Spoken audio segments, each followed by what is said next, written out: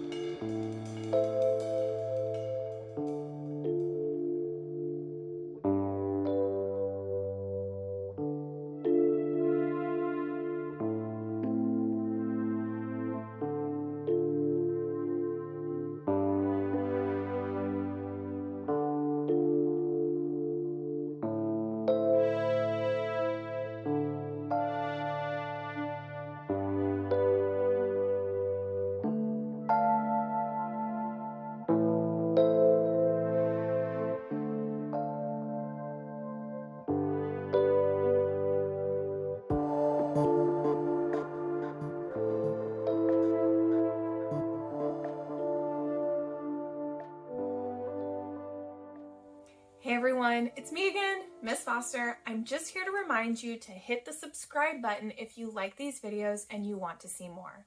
I also want to remind you that these videos are created in partnership with Painting Pandas, which is an awesome nonprofit organization here in Austin, Texas that provides free art instruction and free art supplies to any kid who needs them. If you would like to learn more, donate, or sign up for a live class with me, go ahead and click the link that's in the description below, www.paintingpandas.org. All right, I'll see you next time.